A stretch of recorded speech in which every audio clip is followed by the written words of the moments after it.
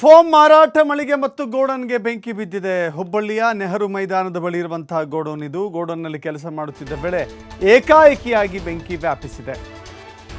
ಈ ಬೆಂಕಿಯ ಕೆನ್ನಾಲಗೆಗೆ ಹೊತ್ತಿ ಉರಿದಿದೆ ಫೋಮ್ ವಸ್ತುಗಳು. ಬೆಂಕಿ ನಂದಿಸಲು ಅಗ್ನಿಶಾಮಕ ದಳದ ಸಿಬ್ಬಂದಿ ಹರಸಾಹಸಪಟ್ಟಿದ್ದಾರೆ. ನೋಡ್ತಾ ಇದ್ದೀರಿ, ಇದೊಂದು ದೊಡ್ಡ ಗೋಡೌನ್. ಈ ಗೋದಾಮಿನಲ್ಲಿ ಫೋಮ್ ಮತ್ತು ಅದಕ್ಕೆ ಸಂಬಂಧಪಟ್ಟಂಥ ಕಚ್ಚಾ ವಸ್ತುಗಳನ್ನು ಕೂಡ ಮತ್ತು ಮಾರಾಟ ಮಳಿಗೆಯೂ ಕೂಡ ಹೇಗೆ ಬೆಂಕಿ ಹೊತ್ಕೊಳ್ತು ಅಂತ ಗೊತ್ತಿಲ್ಲ. ಎಲೆಕ್ಟ್ರಿಕ್ ಶಾರ್ಟ್ ಸರ್ಕ್ಯೂಟಾ ಅಥವಾ ಅಜಾಗೃತೆ ಕಾರಣಕ್ಕಾಗಿ ಯಾರಾದರೂ ತಮಗೆ ಅರಿವಿಲ್ಲದಂತೆ ಬೆಂಕಿಯನ್ನು ಹಚ್ಚಿದ್ರಾ ಹೇಗೆ ಅನ್ನೋದು ಕೂಡ ಪತ್ತೆ ಮಾಡಲಾಗ್ತಾ ಇದೆ.